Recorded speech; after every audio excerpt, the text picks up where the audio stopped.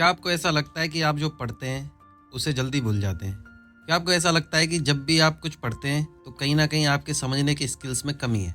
अगर हाँ, तो हो सकता है कि शायद आप ढंग से चीज़ों को पढ़ ही ना रहे हों। यह समरी आपको सिखाएगी कि रीडिंग का मतलब पन्ने पर लिखे शब्दों को सिर्फ पढ़ लेने से कहीं ज़्यादा है। साथ ही आप देखेंगे कि किस तरह आप किसी बुक से ज़्यादा सीख सकते हैं। हेलो दोस्तों, स्वागत है आप सभी का एक और नई बुक समरी में। आज की बुक समरी है how to read a book, the classic guide to intelligent reading, जिसे लिखा है मार्टिमर जेरोम एडलर ने। मार्टिमर एक अमेरिकन फिलोसोफर, इंसाइक्लोपीडिस्ट और एक मशहूर ऑथर थे। वे लोगों को इफेक्टिव तरीके से पढ़ाने पर किए गए क्रिटिसिज्म की वजह से मशहूर हुए थे। एडलर इंसाइक्लोपीडिया ब्रिटेनिका के बोर्ड ऑफ एडिटर्स के चेयरमैन भी थे। बड़े दुख की बात है कि पढ़ना यानी रीडिंग एक ऐसी स्किल है जिसे आजकल लोग बहुत कम महत्व देते हैं। इसे एक ऐसी चीज़ के रूप में देखा जाता है जिसे आपको स्कूल या काम पर करने के लिए मजबूर किया जाता है। रीडिंग एक ऐसी कला है जिसे ज़्यादा अटेंशन और तारीफ मिलनी चाहिए। रीडिंग का मतलब सिर्फ एक जगह पर लिखी हुई चीज़ों को पढ़ना ही नहीं होता। रीडिंग में इतनी काबिलियत है कि आपकी ज़िंदगी बदल सकती है। लेकिन अगर आप बुक्स को अच्छे से पढ़ें ना, तो आपकी ज़िंदगी में बदलाव नहीं आएगा। अगर आप एक बेहतर रीडर बनना चाहते हैं तो यह समरी आपके लिए है। इसका गोल है कि इसके जरिए ऑथर आपको यह सिखा सके कि आप जो पढ़ रहे हैं उसे बेहतर तरीके से कैसे समझ सकते हैं। इस बुक के ऑथर मार्टिमर जे एडलर ने लोगों की रीडिंग स्किल्स को बेहतर बनाने यानी अपग्रेड करने के लिए बुक लिखी थी। क्योंकि असलियत तो यह है कि ज़्यादातर लोग बेसिक रीडिंग लेवल के आगे बढ़ ही नहीं पाते। ये लोग एक ऐसी रीडिंग लेवल पर रहते हैं जो कि 6th क्लास के बच्चों के लिए सेट किया गया होता है। वह पढ़ तो सकते हैं लेकिन उनके अंदर इम्प्रूवमेंट का बहुत ज़्यादा स्कोप है। दिक्कत यह है कि उन्हें पता नहीं है कि इम्प्रूव कैसे करना है। इस समरी में आप रीडिंग के 4 लेवल के बारे में सीखेंगे और इन्हीं को प्रैक्टिस करके आप एक बेहतर रीडर बन पाएंगे। आप यह भी सीखेंगे कि एक डिमांडिंग रीडर कैसे बनते हैं। यह एक बहुत अच्छा तरीका है कि आप एक बुक में ज़्यादा से ज़्यादा चीज़ें सीखें।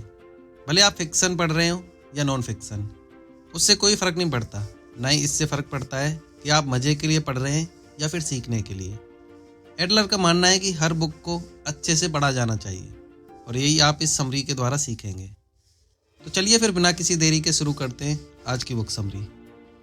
पहला लेवल है the activity and art of reading. Reading की कला दिन ब दिन कम होती जा रही है। अब रीडिंग को लोग ज़्यादा तवज्जो नहीं देते क्योंकि वह रेडियो, टीवी, इंटरनेट पर चीज़ें देखना ज़्यादा पसंद करते हैं। लेकिन शायद दुनिया को समझने के लिए मॉडर्न मीडिया का इस्तेमाल करना सही तरीका नहीं है। किसी चीज़ को जानना किसी चीज़ को समझने से काफ़ी ज़्यादा अलग होता है। आपके लिए किसी चीज़ के बारे में जानना बहुत आसान है। शायद आप दुनिया के बारे में काफ़ी चीज़ें जानते भी होंगे, लेकिन जानने का मतलब है पढ़ी या सुनी हुई इन्फॉर्मेशन को याद करना। लेकिन कभी कभार बहुत ज़्यादा नॉलेज भी हानिकारक हो सकती है। इसकी वजह से ऐसा हो सकता है कि आप किसी चीज़ को अच्छे तरीके से समझ ना पाएँ और यहाँ काम आता है एक्टिव रीडिंग। एक्टिव रीडिंग के लिए एफर्ट की ज़रूरत होती है। इसमें आपका दिमाग उस एक्टिविटी में लगा रहना चाहिए। यह आम रीडिंग की तरह नहीं है जहाँ पर आप सिर्फ एक मैसेज को अपने दिमाग में घुसा रहे हैं, बल्कि ये एक बॉल पकड़ने जैसा है। जैसे आप बेसबॉल की गेम इमेजिन कीजिए। राइटर एक पिचर है, यानी उस आदमी की तरह है जो बॉल को फेंकता है। वह रीडर को मैसेज भेज रहा होता है और कम्युनिकेशन के प्रोसेस को भी शुरू करता है। कैचर वह इंसान है जो बॉल को पकड़ता है। वह वहाँ सिर्फ खड़ा नहीं होता, बल्कि उसे बॉल को पकड़ने के लिए देखना पड़ेगा, भागना पड़ेगा और मेहनत करनी पड़ेगी। और एक रीडर के साथ भी ऐसा ही होना चाहिए। भेजे गए मैसेज को समझने के लिए रीडर को मेहनत करनी चाहिए। आखिरकार आपका असली मकसद ऑथर द्वारा बताई गई चीज़ों को सही तरीके से समझना है। ऑथर जो आपको बताना चाहता है आप ही की भलाई के लिए है और यही एक रीडर होने का फ़ायदा है। आपको इस चीज़ को समझना होगा कि रीडिंग सीखने का एक बहुत अच्छा तरीका है। ज़्यादा से ज़्यादा इन्फॉर्मेशन प्राप्त करना लर्निंग का ही एक हिस्सा है। एक ऐसी चीज़ को समझना जो आप पहले नहीं समझ पाते थे भी लर्निंग ही कहलाती है। लेकिन लर्निंग भी 2 तरह की होती है। इसे इन्फॉर्म्ड होना और इनलाइटेंड होना कहते हैं। जब आप कुछ पढ़ते हैं तो या तो आपको कोई जानकारी मिलती है, यानी आप इन्फॉर्म्ड होते हैं, या आपको किसी चीज़ के बारे में कुछ गहराई से समझ में आने लगता है। इसे इनलाइटेंड होना कहते हैं। यह जानने और समझने के फ़र्क जैसा ही है। किसी चीज़ के बारे में इन्फॉर्म्ड होने का मतलब होता है उस चीज़ के बारे में जानना। जैसे कि आपको कोई बताए कि आज बाहर धूप खिली है। वहीं दूसरी तरफ इनलाइटेंड होना थोड़ा ज़्यादा कॉम्प्लेक्स होता है। ये इस बात को समझने के बारे में है कि कोई चीज़ क्यों हो रही है। आप जान पाते हैं कि किस तरह एक चीज़ दूसरी चीज़ से जुड़ी हुई होती है। जैसे कि आप सीख सकते हैं कि धूप क्यों खिलती है। इसे समझने के लिए आप जियोलॉजी और केमिस्ट्री जैसी चीज़ों को समझने लगेंगे। आप अलग अलग तरह के कपड़ों को कंपेयर कर सकते हैं। इनलाइटेंड होना इन्फॉर्म्ड होने का हायर लेवल है। जब आप कहते हैं कि आप कुछ पढ़कर इनलाइटेंड महसूस कर रहे हैं, तो उसका मतलब होता है कि आप ऑथर की लिखी हुई चीज़ को सिर्फ जान ही नहीं रहे, बल्कि आप अच्छे से समझ भी पा रहे हैं कि ऑथर कब और क्या कहना चाहते हैं। बहुत सारी किताबें पढ़ लेना मुश्किल काम नहीं है, लेकिन ज़्यादा किताबें पढ़ लेने का मतलब यह नहीं होता कि आपने उससे कुछ सीखा या समझा है। यही फ़र्क होता है वेल रीड पीपल यानी अच्छे से पढ़ने वाले लोगों और वाइडली रीड पीपल यानी ज़्यादा किताबें पढ़ने वाले लोगों में। आपका मकसद होना चाहिए एक वेल रीड इंसान बनना। अगर आप जानते हैं कि आप कैसे सीखते हैं, तो ऐसा कर पाना मुश्किल काम नहीं है। लर्निंग दो तरह की होती है, एक होती है इंस्ट्रक्शन और दूसरी डिस्कवरी। शायद आपने अपनी स्टूडेंट लाइफ में दोनों को ही एक्सपीरियंस किया होगा। इंस्ट्रक्शन उसे कहते हैं जब हम किसी और इंसान से कुछ सीखते हैं। जैसे कि जब आप क्लास में बैठकर अपनी टीचर को सुन रहे होते हैं, तो आप अपनी टीचर द्वारा बोली और लिखी गई चीज़ों को सीखते हैं। लेकिन चीज़ें समझने का सिर्फ यही एक तरीका नहीं है, आप डिस्कवरी से भी चीज़ें सीख सकते हैं। डिस्कवरी वह होती है जब आप किसी चीज़ के बारे में रिसर्च करके या फिर किसी चीज़ के बारे में सोचकर खुद उसे सीखते हैं। इसमें सीखने के लिए किसी और इंसान की मदद या गाइडेंस नहीं ली जाती है। नेक्स्ट है द लेवल्स ऑफ रीडिंग। एक रीडर होने के नाते आपका गोल यह डिसाइड करना है कि आप क्या पढ़ने वाले हैं। जैसे कि अगर आपका मकसद फिजिक्स समझना है, तो आप एक फिजिक्स की किताब पढ़ेंगे, और अगर आप सिर्फ फन के लिए पढ़ना चाहते हैं तो आप कोई नोवेल उठा लेंगे। उसी तरह आप कितने अच्छे से पढ़ रहे हैं वह आपके एफर्ट के ऊपर डिपेंड करता है। दूसरे शब्दों में ये डिपेंड करता है कि क्या आप लगातार एक्टिव होकर बुक के साथ जुड़े रहें या नहीं। आप जितना ज़्यादा एफर्ट रीडिंग में लगाएंगे, उतना ही बेहतर आपको रिजल्ट मिलेगा और आप अपने मकसद तक पहुंच पाएंगे। क्या आपने कभी कोई नोवेल उठाकर सिर्फ उसके पेज पर लिखे शब्द पढ़े हैं? इसे ज़रा उस समय से कंपेयर कीजिए जब आप ऑथर की बताई गई हर चीज़ को अपने माइंड में इमेजिन कर रहे थे। ये दोनों एक्सपीरियंस काफ़ी अलग होते हैं, और इन दोनों में फ़र्क सिर्फ इतना है कि आप पढ़ने में कितना एफर्ट डाल रहे हैं। आपको कैसे पता चलेगा कि आप अच्छे से रीड कर रहे हैं या नहीं? आपको कैसे पता चलेगा कि आप एक बुक को पढ़ने में कितना एफर्ट लगा रहे हैं? इस जगह पर हमें रीडिंग के 4 लेवल्स की ज़रूरत पड़ती है, और इन्हें डिफ़िकल्टी के हिसाब से रैंक किया जाता है। इसलिए इन्हें कैटेगरी नहीं बल्कि लेवल का नाम दिया गया है। सबसे पहला लेवल होता है एलिमेंट्री रीडिंग। यह वह लेवल है जब आप पढ़ना सीख रहे होते हैं। आप सीखते हैं कि किस तरह शब्दों को जोड़कर सेंटेंस बनाए जाते हैं। एलिमेंट्री रीडिंग वह लेवल है जिस पर प्राइमरी स्कूल के बच्चे होते हैं। जैसे कि आपकी टीचर ने एक पेज पर कुछ शब्द लिखे हैं, आप सबसे पहले अलग अलग साउंड्स को जोड़कर उस वर्ड को पढ़ने की कोशिश करते हैं। अगर पेपर पर लिखे गए शब्द हैं the cat sat on the hat यानी बिल्ली टोपी पर बैठी है, तो आप इन्हें तेज आवाज़ में पढ़ रहे हैं। अभी आप उस लेवल पर नहीं है कि आप इसे पढ़कर एक बिल्ली को टोपी पर बैठा हुआ इमेजिन कर लेंगे, या आप यह समझने की कोशिश नहीं कर रहे हैं कि ऐसा क्यों है। आप सिर्फ अपने सामने दिख रहे शब्दों को पढ़ने की कोशिश कर रहे हैं। इस समय आप जिस सवाल का जवाब ढूंढ रहे हैं वह सवाल है कि यह सेंटेंस आखिर कहना क्या चाहता है। एलिमेंट्री रीडिंग के बारे में ऐसा भी सोच सकते हैं जैसे कि आप कोई नई भाषा सीख रहे हो, और बिल्कुल एक बच्चे की तरह आप किसी अलग लैंग्वेज में नए शब्दों को बोलना सीख रहे हो, क्योंकि अभी आप उस लेवल पर नहीं पहुंचे हैं जहां पर आप उन शब्दों का मतलब समझ सकें। दूसरा लेवल होता है इंस्पेक्शनल रीडिंग। इंस्पेक्शनल रीडिंग थोड़ी यूनिक होती है क्योंकि यह टाइम पर डिपेंड करती है। जैसे कि आपको क्लास में एक रीडिंग असाइनमेंट दे दी जाए जिसमें आपको the adventures of Huckleberry Finn 1 महीने के अंदर पढ़ना पूरा करना होगा। यहाँ पर आपका मकसद है उस 1 महीने में उस किताब को पढ़कर जितना आपको समझ आए उतना समझने की कोशिश करना। इंस्पेक्शनल रीडिंग को प्री रीडिंग या फिर स्किमिंग भी कहते हैं। सोचिए कि आप एक बुक स्टॉल पर हैं और आप जिस बुक को खरीदने की सोच रहे हैं वह थोड़ी महंगी है, लेकिन आप उसका टाइटल पढ़कर बहुत ज़्यादा एक्साइटेड हो गए हैं। आप बिना उसे खरीदे और पूरी पढ़े उसके बारे में ज़्यादा से ज़्यादा जानना चाहते हैं। इससे आप पता लगाना चाहते हैं कि क्या इस पर इतने पैसे लगाना समझदारी होगी या नहीं। इंस्पेक्शनल रीडिंग में आपका मकसद होता है कि आप एक बुक के बारे में सरफेस लेवल पर जितना जान सकें उतना जान लें। यहाँ पर आप जिस सवाल का जवाब ढूंढ रहे हैं वह है यह बुक है किस बारे में। इसमें आप समझना चाहते हैं कि बुक किस बारे में है, जिसके लिए आपको उसके पार्ट्स और स्ट्रक्चर को जानना होगा। तीसरे लेवल को एनालिटिकल रीडिंग कहा जाता है। यह इंस्पेक्शनल रीडिंग से थोड़ी ज़्यादा कॉम्प्लेक्स होती है। यहाँ तक आते आते आप एक अच्छे रीडर बन चुके होते हैं। आप इसे इंस्पेक्शनल रीडिंग ही समझ सकते हैं, लेकिन ये एक ऐसी इंस्पेक्शनल रीडिंग है जिसमें टाइम की कोई पाबंदी नहीं होती।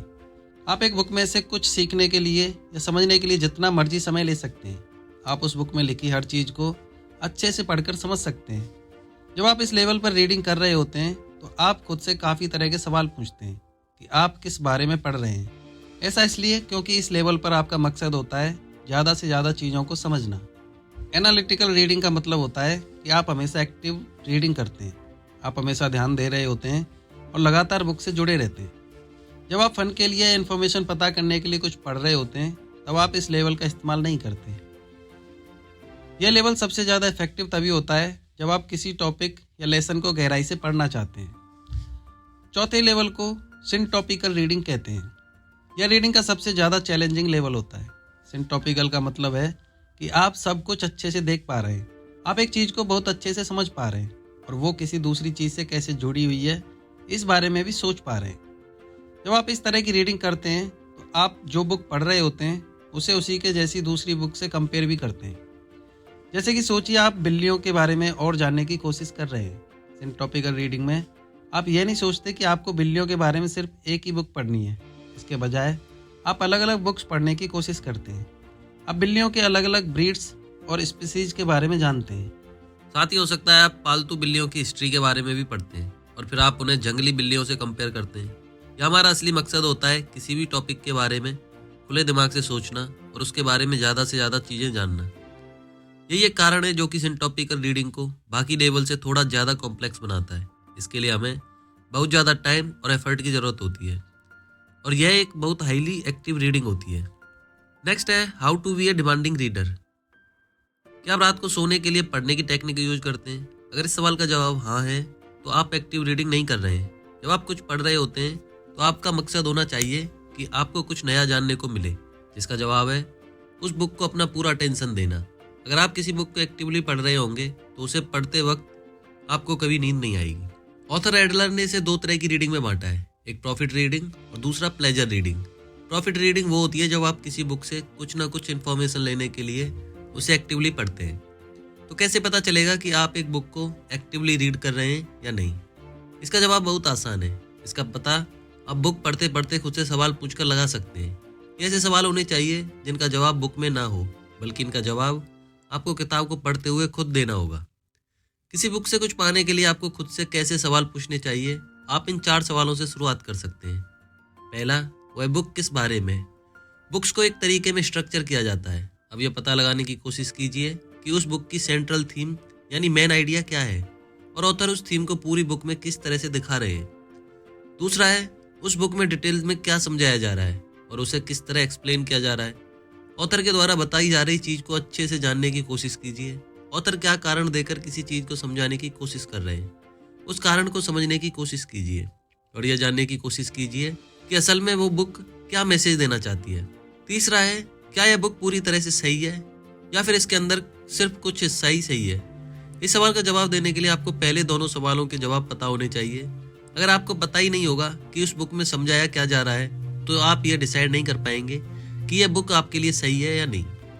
सबसे पहले चीज़ों को जानिए, फिर समझिए और तब जाकर उसको जज कीजिए। इसका फैसला आप ही को करना है कि आप किसी बुक के बारे में क्या सोचते हैं।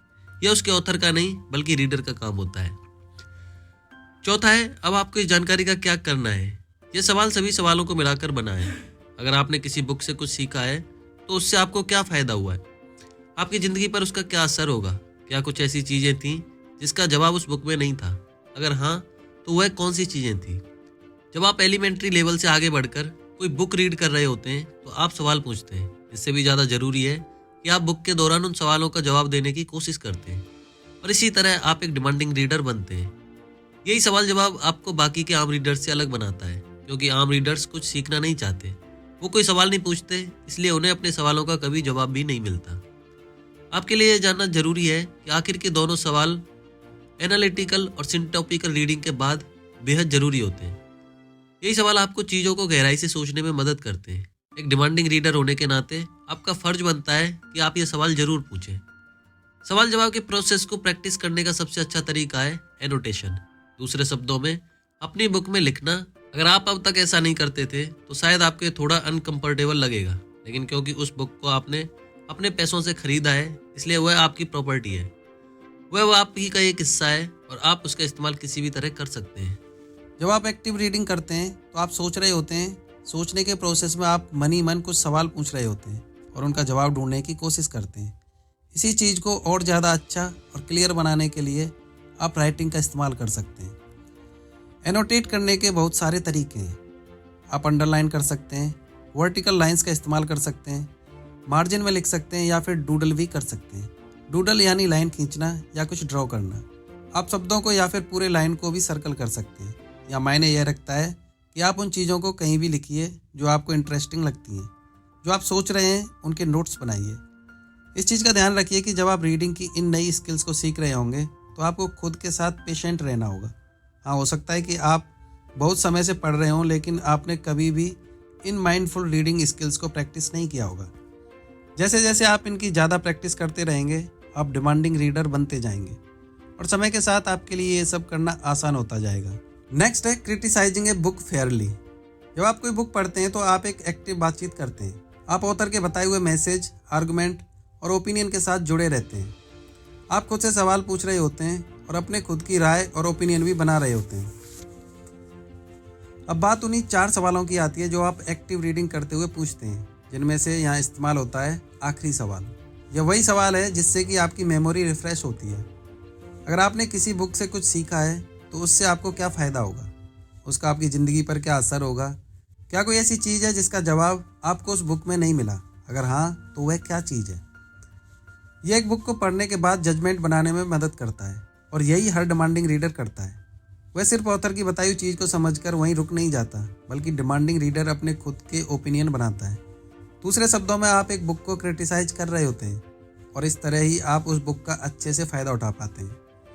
किसी बुक को क्रिटिसाइज करने का मतलब यह नहीं है कि आप उसके बारे में एक गलत ओपिनियन दे रहे हैं या उसकी बुराई कर रहे हैं।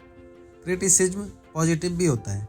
जब आप किसी बुक को क्रिटिसाइज करते हैं तो इसका मतलब होता है आप कुछ नया सीख रहे हैं।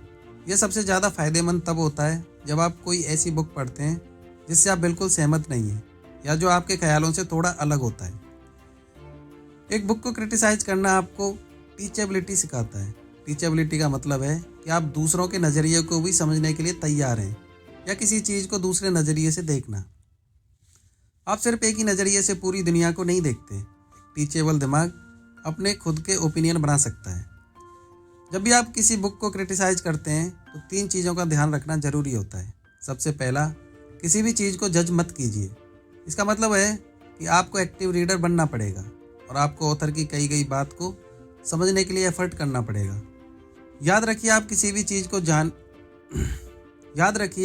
बिना किसी चीज़ को जाने उसे समझ नहीं सकते और बिना किसी चीज़ को समझे आपको उसे जज नहीं करना चाहिए। जज करना छोड़ देना क्रिटिसिज्म का ही एक तरीका है। इसमें आप पेशेंट रहना सीखते हैं। आप अपना ओपिनियन बनाने से पहले और ज़्यादा इन्फॉर्मेशन और प्रूफ का इंतज़ार करते हैं। दूसरा, झगड़ा, असहमति या अपनी ओपिनियन को अवॉइड करना। अगर आप किसी बुक से सहमत नहीं हैं तो ध्यान रखिए कि उसके पीछे आपका कारण सही होना चाहिए। सिर्फ दूसरों को गलत साबित करने के लिए या फिर लड़ाई करने के लिए डिसएग्री करना गलत है। अगर आप किसी बुक को अकेले पढ़ रहे हैं तो आप अपने जजमेंट को कुछ हद सही ठहरा सकते हैं, क्योंकि उस समय आप दूसरों के साथ इंगेज नहीं कर रहे होते हैं। लेकिन सिर्फ कोई बहस जीतने के लिए किसी और के ओपिनियन के साथ डिसएग्री करना सही नहीं है। तीसरी चीज़, आपको डिसएग्री करने के लिए एग्री करना पड़ेगा। अक्सर ये इंसान का स्वभाव होता है कि वो दूसरों की राय से सहमत नहीं होता, लेकिन आपको इस चीज़ का भी ध्यान रखना होगा कि सिर्फ लड़ाई से बचने के लिए अपना एग्री कर सकते हैं। जैसे कि सोचिए कि आप और एक और शख्स एक बुक पर दिए गए क्रिटिसिज्म पर एग्री नहीं कर पा रहे हैं, तो प्रॉब्लम को हल करने की कोशिश किए बिना बस बहस करने मत लग जाइए। ऐसा हो सकता है कि डिसएग्रीमेंट के बाद आप किसी समझौते पर पहुंच जाएं। इसलिए हमेशा नॉलेज और पर्सनल ओपिनियन के बीच के फ़र्क का सम्मान करना चाहिए। कभी कभार हो सकता है कि सामने वाला इंसान आपसे ज़्यादा जानता हो। ये भी हो सकता है कि उस बुक के ऑथर को आपसे ज़्यादा पता हो सकता है कि यही आपकी डिसएग्रीमेंट का कारण भी हो। नॉलेज एक ओपिनियन है जो सबूत के आधार पर बना होता है, और ओपिनियन यानी राय को सपोर्ट करने के लिए कोई सबूत नहीं होता। वह सिर्फ एक तरह का जजमेंट या विचार होता है। तो चलिए दोस्तों, इसी के साथ इस बुक का कंक्लूजन देख लेते हैं। इसमें आपने सीखा कि किस तरह आप एक बुक को अच्छे से पढ़ सकते हैं। आपने एक्टिव रीडिंग और बुक के साथ कैसे लगातार जुड़े रहना है, इस बारे में भी जाना। आप किसी मकसद के साथ कोई बुक पढ़ते हैं, जैसे एंटरटेनमेंट या फिर कुछ नया सीखने की चाह। आपका मकसद चाहे जो भी हो, पर आप उस बुक में से कुछ नया सीखने या जानने के लिए ही उसे पढ़ते हैं। सबसे पहले आपने रीडिंग के लेवल्स के बारे में सीखा। रीडिंग के 4 लेवल हैं: एलिमेंट्री, इंस्पेक्शनल, एनालिटिकल और सिंटॉपिकल रीडिंग। एलिमेंट्री रीडिंग का मतलब है लिखे हुए सेंटेंस को समझना कि वो क्या कह रहा है। इसमें आप सिर्फ शब्दों को इकट्ठा जोड़ रहे होते हैं। इंस्पेक्शनल रीडिंग में आप लिमिटेड समय में यह जानने की कोशिश करते हैं कि बुक किस बारे में है। एनालिटिकल रीडिंग में भी बुक को समझने की कोशिश की जाती है, लेकिन इसमें समय की पाबंदी नहीं होती। इस लेवल में आप एक बुक से जितना चाहे उतना सीख सकते हैं। सिंटॉपिकल रीडिंग सबसे ज़्यादा कॉम्प्लेक्स है। इसमें आप बुक को जानते भी हैं और समझते भी हैं। साथ ही आप एक बुक को उसके जैसी मिलती जुलती बाकी बुक से कंपेयर भी करते हैं, और इससे आप अपनी अंडरस्टैंडिंग और ज़्यादा मजबूत बनाते हैं। दूसरा, आपने सीखा कि आप एक डिमांडिंग रीडर कैसे बन सकते हैं। एक डिमांडिंग रीडर बनने के काफ़ी फ़ायदे हैं। आपने सीखा कि कैसे आप एक बुक के साथ एक्टिव होकर जुड़ सकते हैं, जिसे हम खुद से सवाल पूछना कहते हैं। पढ़ने के दौरान आप इन्हीं सवालों का जवाब भी ढूंढते हैं। इस चीज़ से आप ऑथर की बताई गई चीज़ को ज़्यादा गहराई से सोचते हैं। आपने यह भी सीखा कि नोट्स बनाना और राइटिंग से आप अपने थिंकिंग प्रोसेस को ज़्यादा मजबूत बना सकते हैं। तीसरा, आपने सीखा कि किस तरह किसी बुक को अच्छे से क्रिटिसाइज किया जा सकता है। एक डिमांडिंग रीडर होने के नाते आपको एक बुक को क्रिटिसाइज करना आना चाहिए। इसमें आपका मकसद सिर्फ चीज़ें जानने और समझने तक ही सीमित नहीं रहना चाहिए। आपको उस बुक के बारे में अपना ओपिनियन और जजमेंट भी बनाना चाहिए। आपको यह पता होना चाहिए कि उस बुक से आपको क्या फ़ायदा हो रहा है। एक बुक को क्रिटिसाइज करने के लिए ज़रूरी है कि आप में पेशेंस हो, आप तुरंत किसी चीज़ को जज ना करते हो और दूसरों की अलग राय का सम्मान करते हो सकता है कि जब आप इन चीज़ों की प्रैक्टिस कर रहे हो तो आपके लिए ये सब कुछ याद रखना मुश्किल हो जाए। यह भी हो सकता है कि क्योंकि आपको इनकी प्रैक्टिस करने में ज़्यादा समय लग रहा हो, आपको शर्मिंदगी महसूस हो, लेकिन कभी हार मत मानिएगा, क्योंकि प्रैक्टिस से ही आप परफेक्ट बनेंगे। आप जितना ज़्यादा एक्टिव होकर पढ़ने की कोशिश करेंगे, आप उतने बेहतर होते चले जाएंगे। साथ ही आप यह भी सीखेंगे कि समय के साथ आप एक बुक से ज़्यादा चीज़ें समझ पा रहे हैं। आप उस बुक को फिर बेहतर तरीके से एंजॉय भी करेंगे। आप ज़्यादा चीज़ें भी सीखेंगे और फिर आखिर में जब आपके सामने ज़िंदगी में चैलेंजेस आएंगे, तब आप उनका सामना करने के लिए आपके पास ज़्यादा नॉलेज और समझ होगी। आप पूरी तरह तैयार हो चुके होंगे। तो दोस्तों, ये बुक समरी तो यहीं समाप्त होती है। आपको इस बुक समरी का कौन सा पॉइंट, कौन सी बात अच्छी लगी, वो हमें कमेंट सेक्शन में जाकर बता सकते हैं। साथ ही ये भी बता सकते हैं कि नेक्स्ट बुक समरी आप कौन सी सुनना चाहते हैं। अगर आपको हमारी मेहनत पसंद आ रही है तो हमें इनकरेज करने के लिए हमारे चैनल को सब्सक्राइब करें। साथ ही इस वीडियो को लाइक करें, शेयर करें। मिलते हैं नेक्स्ट बुक समरी में। जय हिंद, जय भारत।